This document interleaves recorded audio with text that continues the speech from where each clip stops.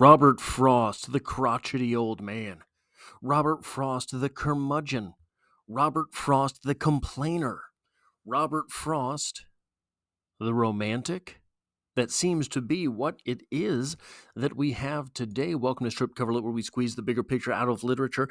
I am Adrian Fort, and we're here for another poetry discussion, which will appear in three separate playlists.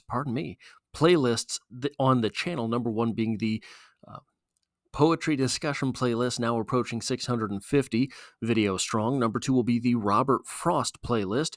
But number three is the Love series, 14 love poems in 14 days to celebrate Valentine's Day. And we have seen all sorts of love in this playlist. We have seen erotic love, or we will see erotic love. I don't think we've quite seen that yet. We have seen the love of devotion. We have seen a type of motherly love. We have seen the love of innocence. And today, what would a playlist of love poems be without at least one entry in the forbidden love category? Today's poem is The Silken Tent by Robert Frost, and it reads as such. She is as in a field of silken tint at midday, when the sunny summer breeze has dried the dew and all its ropes relent, so that in guise it gently sways at ease, and its supporting central cedar pole, that is its pinnacle to the heavenward, and signifies its sureness of the soul, seems to owe naught to any single cord, but strictly held by none, is loosely bound, but by countless silken ties of love and thought, to everything on earth the compass round, and only by one's going slightly taught in the capriciousness of summer air, is of the slightest bondage made aware. Now, I think you would be hard pressed to really describe how this poem is about forbidden love without a little bit of background information. Apparently, this poem is about a woman named Kay Morrison, a woman named Kay Morrison that Robert Frost loved, a woman named Kay Morrison that Robert Frost loved, who was married. And despite the torrents of persuasion from curmudgeonly Robert Frost, this may have been the moment that Robert Frost turned in to Robert Frost, sort of the way that Ebenezer Scrooge turned into Ebenezer Scrooge after a woman had turned him down. No, I have no idea on the timeline of Robert Frost when this was, but Robert Frost was in love with her, and she would not be persuaded to leave her marriage. Now, I don't know if that love was ever consummated. I don't know that much about Robert Frost's biography. I don't know if they were lifelong friends or something. It doesn't matter to me. This poem stands on its own as a testament to forbidden love, so long as you know at least that much. And I do know at least that much, and I'd rather leave the at least right there.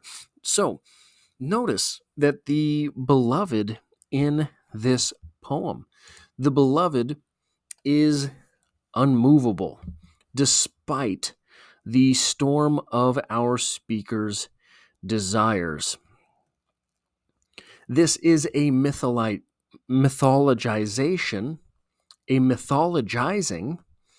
I don't know how many of those are actual words, of the beloved. And I think that this is something that happens in human nature. The forbidden fruit will never sour. The forbidden fruit does not rot. The forbidden fruit remains the great what if. There is the great white buffalo, the idea that there is in everyone's past the one who got away.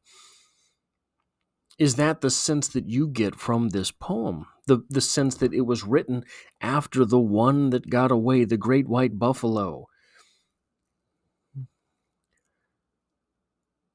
Is that important to us? Is it necessary in order that we keep our grasp on sort of the idea of good in people?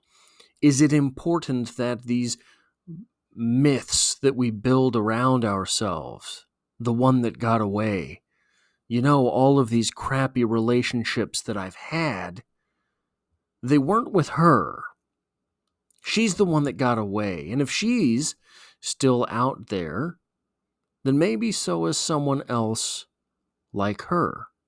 If she is still so great, and I have no doubt that she is, my great white buffalo is so great, then maybe I will stumble upon some other that is just as great. But the moment that mythos is removed, should we down the line meet up with the great white buffalo, and it turns out, I don't know, her armpits smell like clove oil, I have no idea, whatever it is, then that is busted too. And that myth that we have for ourselves, built up for ourselves, of the great beloved that could not have been, that myth is crumbled away as well. And at that point, if even the great white buffalo is simply a sorry story I had told myself, at that point, what's the purpose? Why try?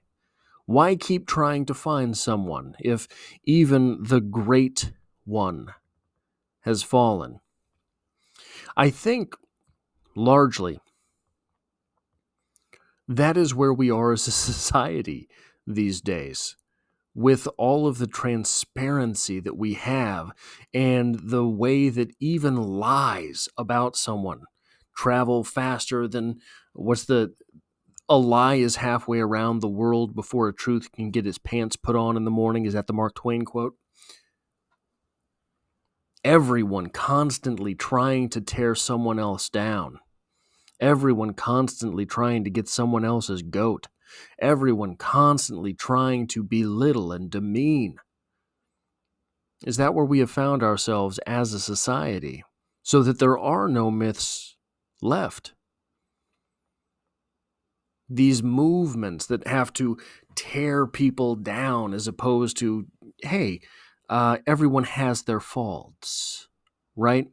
We hold each other to these standards, these ridiculous standards that are really revisable in retrospect. You can hold someone to a different standard in real time than you will hold them to later. You will change what you think you said to them and what you think you had expressed, what you think had happened, and at that point, you can just tear anyone down because there is no truth. There's only perspective. Perspective is the truth. Where is the artwork today of the forbidden love? We are told in today's society nothing is forbidden, nothing is off limits, nothing's against the rules. There are no rules. That being the case, we are left to waller around and ruin everything for ourselves. I think that the idea of the forbidden love is something romantic and is something we should hold for ourselves.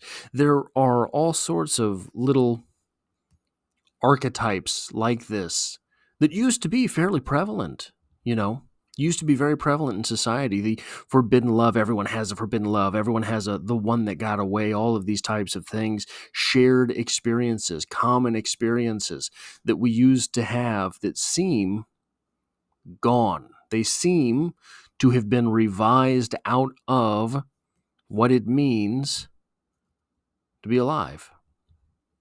Without those common stories for each other, without those common experiences between ourselves, can anything really be contextualized? And if we cannot contextualize our lives, context is one of the things that allows us to really keep track of time, among other things. They say, when you were in high school, for example,